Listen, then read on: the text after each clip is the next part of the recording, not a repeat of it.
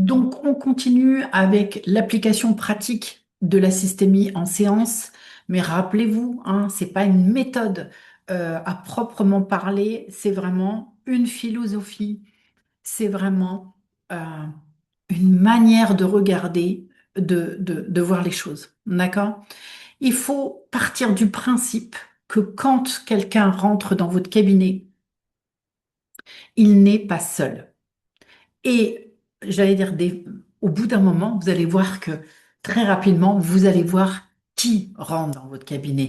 Même si c'est une femme de 60 ans, vous allez très vite voir que peut-être c'est une petite fille de 6 ans qui rentre dans le cabinet. Ça, c'est pour reprendre les différents états du mois. Mais elle rentre aussi avec son scénario de vie, avec ses transactions. Je vous fais des liens volontairement avec l'analyse transactionnelle. Donc, elle rentre avec son système familial, sa famille de base ou de création. Elle rentre avec ses règles et ses principes. Elle rentre avec ses loyautés invisibles, hein, le parent au-dessus. Elle rentre avec ses appartenance à un groupe, à une communauté, à une culture. Elle rentre avec des dynamiques relationnelles, donc des transactions, comme je vous le disais tout à l'heure. Et elle rentre avec des blessures ou les attentes de plusieurs générations, donc les scénarios de vie. Le travail du thérapeute n'est donc pas de corriger un individu, mais d'accompagner une réorganisation relationnelle. Donc, on va essayer de voir les axes les plus pratiques et les plus importants. Entrer en séance avec un regard circulaire. Dès le début, observer. Observer ce qui se passe. Comment la personne parle. Est-ce qu'elle utilise plutôt le on ou le je? Ça, c'est intéressant, hein. Ça en dit long aussi sur la posture. À qui elle attribue les responsabilités? Est-ce qu'elle est plutôt du genre à se mettre en posture de victime et à penser qu'elle est responsable de tout, ou au contraire, est-ce qu'elle va pointer du doigt quelqu'un qui lui pose problème dans sa vie? Est-ce qu'elle assume? Est-ce qu'elle évite? Qui est présent dans son discours? Vous savez, en systémie, on a l'habitude de souvent travailler avec une troisième chaise, par exemple, pour représenter la personne absente, mais implicitement présente. Quand une femme arrive et qu'elle vous parle de son mari, quand un mari arrive, on va prendre un peu l'inverse quand même, quand un mari arrive et qu'il vous parle que de sa femme, en fait, elle est avec nous. D'accord? J'ai eu beaucoup de jeunes hommes de jeunes hommes, pas que des jeunes d'ailleurs, dans une dépendance affective. En fait, on n'est jamais que deux dans la séance. Il y a souvent donc la personne qui est implicitement présente, par exemple leur compagne. Ou quand une mère vient de se plaindre de son enfant, c'est l'enfant qui est présent avec nous. Et en fait, il faut que vous puissiez presque le matérialiser dans votre cabinet, ou si c'est en visio, de se dire, OK, il y a une troisième personne avec nous, ou même une quatrième. Si une femme vous parle de ses beaux-parents, par exemple, excusez-moi, voilà, il y a la place, mais en fait, ils vont être une entité, hein, bien entendu, mais Euh, et vous, dans votre esprit, il faut que vous l'imaginiez comme ça, parce que c'est ce qui va matérialiser quelque part et c'est ce qui va faire que on va pouvoir travailler avec cet effet circulaire.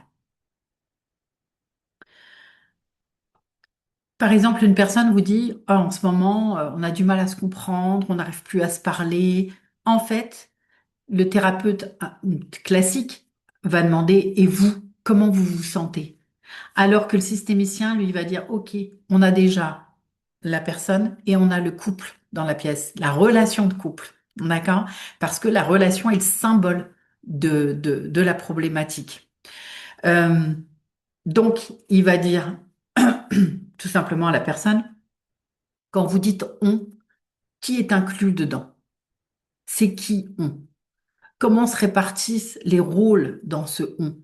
Voyez, ça va beaucoup plus loin. On vient vraiment, ça fait comme une toile qui se tisse déjà. Qui essaie de préserver quoi dans ce on? Qui protège qui, tout simplement, hein? Ou qu'est-ce que vous protégez? On va déjà soulever les dynamiques plutôt que d'aller dans la thérapie plus individuelle. Il faut aussi observer le récit, les structures, les répétitions, les positionnements. Par exemple, euh, quand vous observez une personne qui est en position de victime, de bourreau, de sauveur ou de témoin, eh bien, ça on l'a vu et revu déjà plusieurs fois, ça va nous donner une vraie indication sur sa manière d'être en relation. Les répétitions, alors les répétitions, elles peuvent être aussi transgénérationnelles, c'est-à-dire des choses qui se répètent de génération en génération. Mais attention, des fois, c'est pas dans la forme, c'est dans le fond. Il y a quelque chose qui se répète. En soi, ça n'a rien à voir quand on le regarde comme ça, mais quand on creuse un petit peu, c'est pour aller chercher les mêmes bénéfices ou réparer la même chose. Les alliances implicites, on ira un petit peu plus loin, et les angles morts. Par exemple, quand une femme dit euh, quand un homme dit ma femme est toujours en train de me reprocher quelque chose, elle dit que je ne l'écoute pas. Pourtant, moi, je fais tout pour elle. Vous voyez, faire hein, chez un homme, faire chez une femme, parler, écouter. Hein, toujours cette différence entre les deux. Alors, attention, je le répète et je le répète, c'est pas systématique, mais on va voir. Ça, c'est des chiffres qui m'appartiennent. 80% de femmes qui vont être dans le langage le fait de vouloir communiquer et à peu près 80% d'hommes qui vont être dans l'action, le fait de faire. Hein. Encore une fois, parfois c'est inversé. D'accord? Euh, donc, quand on a cette boucle, un thérapeute va chercher l'épuisement, la blessure narcissique, les croyances. Un thérapeute systémicien va plutôt voir une stratégie qui se répète, une boucle qui reste et qui continue à se s'entretenir sans jamais connaître sa fin. C'est vraiment le principe du cercle vicieux. Et il va aussi déjà essayer d'aller voir les positionnements. Euh, il est celui qui essaye, elle est celui qui accuse, elle est celle qui accuse, pardon. Une boucle d'homéostasie, hein, rappelez-vous, plus il se retire, plus elle attaque, plus il se retire. Donc c'est un équilibre qui est alimenté, même s'il est dysfonctionnel, je le répète encore. Et peut-être une loyauté, il fait tout, comme son père peut-être. Donc on va aller chercher l'histoire de l'autre. Euh, Quand on va explorer d'une manière systémique en séance, on va chercher à savoir comment ils réagissent. Bah, par exemple, quand votre femme vous dit euh, que vous ne faites rien, vous ne parlez pas, et là, qu'est-ce que vous faites exactement? Et ensuite, à ce qu'elle fait, comment réagit-elle à votre retrait? De par ce fait, on va venir déjà mettre en lumière la dynamique pour donner, et c'est là où les thérapies stratégiques vont être hyper intéressantes, pour donner peut-être la possibilité de faire quelque chose de différent, puisque vous le savez, c'est en faisant quelque chose de différent qu'on aura un véritable changement. Les questions circulaires, vraiment propres à la thérapie systémique, qui sont d'une puissance assez importante, c'est vraiment les questions qui vont permettre d'observer la dynamique. Lorsque vous essayez de changer de comportement, que vous essayez de faire différemment, qu'est-ce qui se passe? Qui réagit en premier, par exemple? Je pense à une femme, par exemple, qui dit, bon, allez, moi, c'est bon, j'arrête de faire tout, j'en laisse. Qui réagit? Est-ce que c'est les enfants qui disent que le linge n'est pas lavé? Est-ce que c'est le mari qui demande, bah, si t'as pas faim à manger? Voilà, on va aller chercher. En fait, comme je vous le dis souvent, il faut avoir une vidéo, et là, c'est pareil. Si vous n'avez pas de vidéo, vous serez pas avec la personne dans son quotidien pour essayer de comprendre ce qui se joue. Qui protège qui dans cette histoire? On va aller chercher les protecteurs. Combien de fois on va avoir des gens qui disent oh non mais ça je le dis pas devant les enfants ou ça je préfère pas leur dire je te le dis pas à mes parents pour pas leur faire de mal. Je me souviens d'une patiente qui était arrivée un jour et elle avait une soixantaine, ouais, non, elle n'avait pas tout à fait 60 ans. Et elle avait appris depuis peu, en fait, que son père avait abusé de sa propre sœur pendant l'enfance, enfin bref.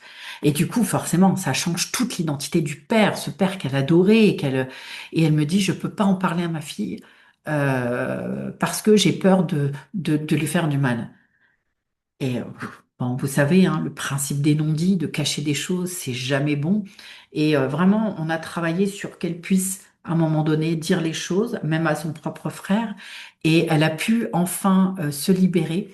Et ça lui a fait d'ailleurs beaucoup, beaucoup de bien. Et ça a permis de remettre du lien dans la famille. Oui, parce que les non-dits, on sait, c'est quand même assez pourri. Euh, Si je demandais à votre conjoint comment lui verrait la situation, ça c'est une question qui est magnifique parce que la personne va vous dire, ah bah, il va vous dire que je suis chiante, puisqu'il me dit toujours que je suis chiante. Ok, donc vous, il vous perçoit comme chiante. Mais du coup, quelle partie de vous, qu'est-ce qui lui fait dire que vous êtes chiante? Pourquoi? Et est-ce que vous avez essayé de comprendre ce qu'il mettait derrière le mot chiante, par exemple? Vous voyez, on peut aller plus loin. Qui a le plus de mal à supporter les conflits? Qui, dans la famille, a déjà joué ce rôle? Vous voyez, là, on va aller chercher les rôles, on va aller chercher les dynamiques. Comment évolue l'ambiance quand ce symptôme arrive? Ah, c'est vraiment des questions qui peuvent être très très puissantes. Que se passerait-il si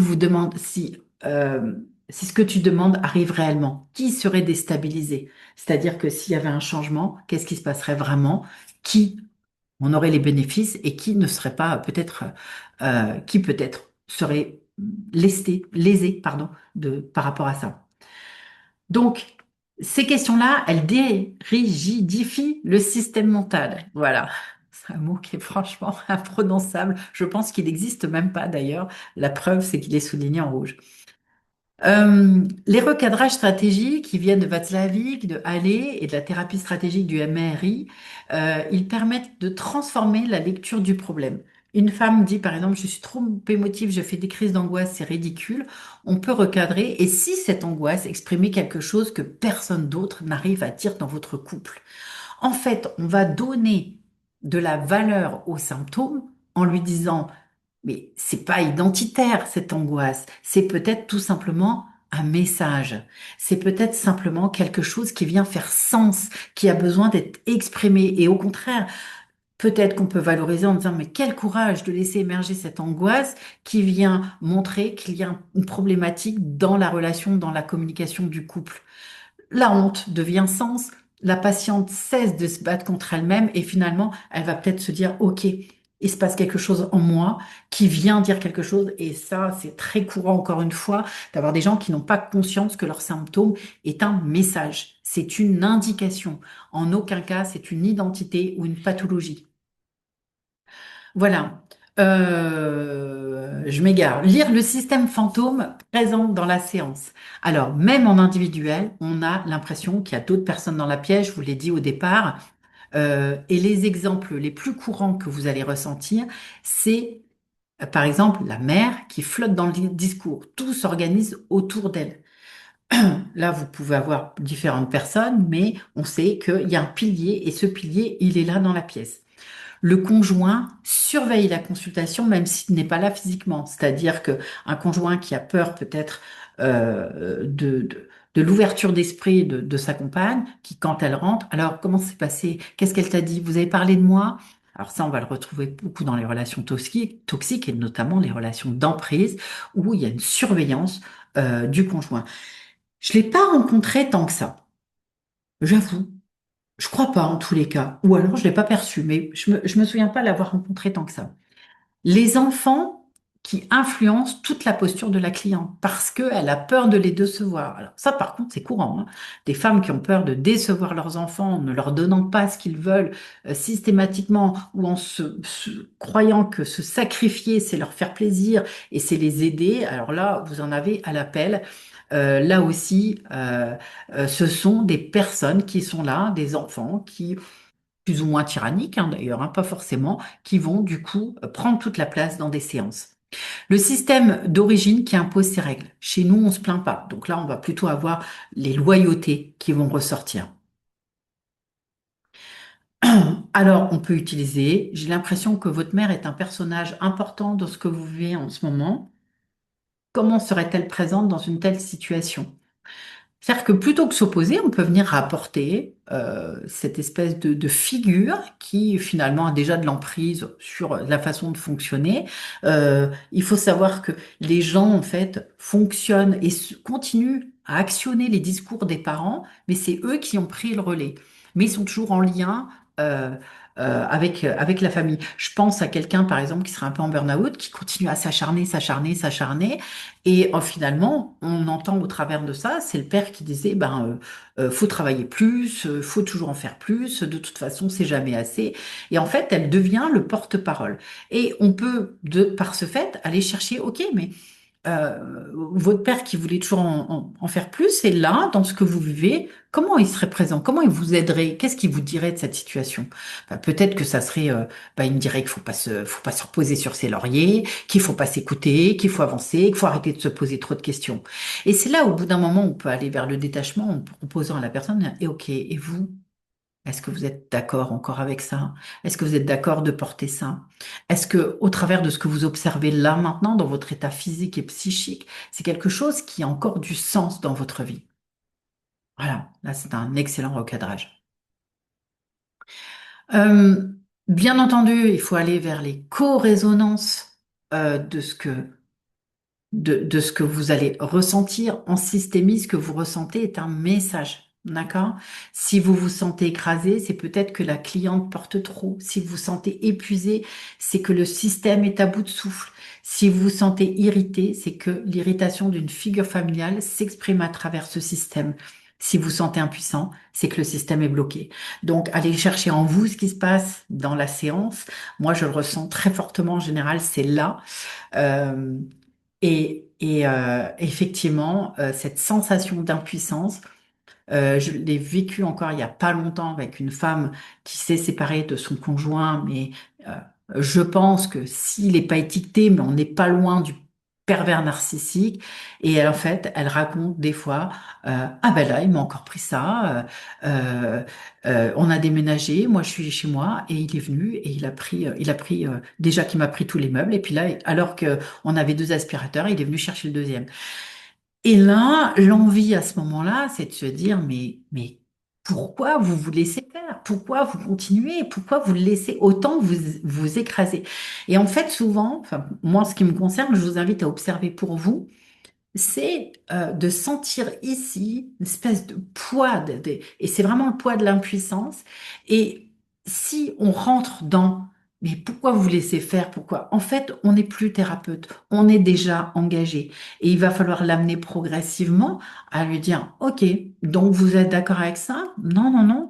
Mais alors, qu'est-ce qui fait que vous avez accepté ou qu'est-ce qui fait que vous ne dites rien? Euh, qui ça vient protéger? Bah, mes enfants. Souvent, c'est ça, c'est mes enfants que ça vient protéger. D'accord, ok, ça vient protéger vos enfants. Et vos enfants, à votre avis, qu'est-ce qu'ils pensent de ça? Comment ils vous regardent et comment ils regardent leur père. Et puis progressivement, on va venir mettre en place le rôle de chacun, le système. N'hésitez pas à prendre une feuille ou un crayon, ou si vous êtes en visio, un tableau, mettre les différentes personnes. Vous prenez des ronds, hein, plus ou moins gros selon ce qu'ils représentent, et puis vous venez les faire bouger pour pouvoir travailler au niveau de l'exploration euh, des personnes. Euh, Voilà, je ressens quelque chose dans mon corps quand tu parles. Est-ce que cela fait que, là, c'est en tutoiement, on ne tutoie pas nos patients, mais c'est-à-dire que euh, moi, il m'arrive très très souvent de dire, Ouf, là, je trouve que c'est lourd. Là, je trouve que c'est lourd. Et vous, qu'est-ce qui se passe pour vous là maintenant? On revient toujours, toujours, toujours au présent. Ok, qu'est-ce qui se passe pour vous? Et en fait, on va faire une mise en miroir très typique du style d'ailleurs de la systémie. Ensuite, on peut aussi identifier les répétitions transgénérationnelles. Bon, là, j'avoue, ça demande quand même d'aller un petit peu plus loin que ce que je vais vous dire. Mais il faut savoir que ça se passe et il faut savoir peut-être les mettre en lumière. Encore une fois, on va repartir dans les rôles, le rôle de celle qui s'occupe de tout, qui a hérité de la mère et de la grand-mère. Donc, n'hésitez pas à interroger les rôles des ancêtres, en fait, hein, tout simplement. Le rôle du bouc émissaire qui va être répété sur 3 générations. Le rôle du sauveur présent chez le père, le grand-père et l'oncle, ça, c'est des choses qui sont très faciles, hein, avec quelques questions. Une seule question. Qui dans ta famille jouait ce rôle avant toi? Vous aurez la réponse et ça peut encore une fois vous permettre de mettre en lumière le, le, le, la dynamique relationnelle et de se dire, OK, là, est-ce que vous êtes toujours d'accord avec toi? Avec ça, pardon. La métaphore systémique qui peut être utilisée, le fait de parler de mobile suspendu, vous savez, c'est ces mobiles où comment, les, les petites figurines vont danser, mais finalement rester toujours à leur place. On parle aussi de danse, de mécanique familiale, de marée émotionnelle, de système solaire. Chaque personne gravite différemment. Ta famille ressemble à un système où chacun tient un fil. Si quelqu'un lâche, tout doit se réorganiser. Peut-être que ton symptôme t'empêche de lâcher trop vite. Là, encore une fois, vous voyez, tout de suite, dès qu'on a des images, ça change les choses. Qu'est-ce qui se passe? Il y en a un qui lâche, plouf, ça va partir un peu partout. Et comment ça va venir se rematérialiser? J'utilise beaucoup, moi, des petits points, hein, simplement sur un cahier. Je place les gens et je leur dis, voilà, voilà votre système aujourd'hui. Alors, des fois, il y en a un qui est là, il y en a trois qui sont ensemble. Qu'est-ce qui serait le plus idéal pour vous? Et ensuite, on essaye de voir quelles sont les actions, toutes petites actions à mettre en place. Donc, on va passer sur les questions puissantes à poser. Elles ne servent pas à chercher la cause, ne l'oubliez pas. Elles mettent en lumière, pardon, le système. Elles rendent le mouvement observable et elles débloquent un système qui peut être figé. Les questions circulaires de Carl Tom. Qui réagit en premier lorsque quelque chose change? Comment les autres s'ajustent-ils à ta souffrance? Qui apaise? Qui amplifie? Quelle est la place de chacun quand le symptôme arrive? Si je demandais à ton partenaire comment il voit le symptôme, que dirait-il? Ça, je trouve que c'est une question qui est vraiment intéressante. Vraiment, euh, celles-ci ne sont pas toujours faciles à poser. D'accord? Que se passe-t-il entre vous juste avant que l'angoisse arrive, par exemple? Des questions hypothétiques. Et si ton symptôme avait une fonction, laquelle pourrait-elle remplir? À quoi cela protégerait-il le système si tu allais mieux trop vite? Ça, c'est des questions qui peuvent être intéressantes. Ok. Si vous allez mieux là, dès maintenant, qu'est-ce qui va se passer? Quel rôle ce symptôme l'oblige-t-il à jouer? Allez, on continue. Question de projection systémique. Qui serait déstabilisé si tu changeais vraiment? Qui devrait faire autrement? Qui devrait se repositionner? Où on peut mettre? Se responsabiliser. Très courant dans les couples où il y en a un qui joue à l'enfant. Hop. Qui bénéficierait réellement de ton mieux-être? Les questions transgénérationnelles. Qui dans la famille porte déjà ce rôle? On l'a vu tout à l'heure. Qui avait cette souffrance avant toi? Quelle place occupais-tu dans la famille d'origine? Hein, ça, c'est vraiment des questions très, très importantes. Hein. Vraiment, vous pouvez. Ensuite, nous avons, si ta peur pouvait parler au système, que dirait-elle? Alors là, attention, hein, on rentre dans le circulaire du circulaire. Hein. C'est-à-dire que non seulement on donne une place à la peur, mais on te propose à la peur de pouvoir observer le système et de parler du système. J'avoue, c'est un petit peu complexe. Voilà, allez-y si vraiment vous le sentez. Moi, personnellement, je suis jamais allée jusque-là dans mes thérapies. Je trouve que là, ça demande une vraie maîtrise de l'outil systémie et ça demande vraiment beaucoup, beaucoup de travail et de temps de formation, à mon sens, en tous les cas. Si votre symptôme était un personnage, quel message enverrait-il? Ça, j'aime beaucoup. On le travaille beaucoup aussi avec les enfants sur le personnage. Faut savoir que quand on travaille aussi sur la télémère, on travaille beaucoup avec une approche systémique, énormément avec une approche systémique. Et puis voilà, si ta mère était là, que penserait-elle de cette situation? Allez, les questions stratégiques maintenant. Qu'as-tu déjà essayé pour résoudre le problème? Bon, vous voyez, hein, on est déjà dans les thérapies orientées solutions. Comment cela a-t-il contribué à maintenir la situation? Que se passerait-il si tu faisais exactement l'inverse? Vous voyez, là, on est déjà dans les stratégiques, hein, thérapie stratégique. Qu'arriverait-il si tu ne changeais rien? Qui serait soulagé? Voilà. Ce sont des questions de déstabilisation douce et efficace.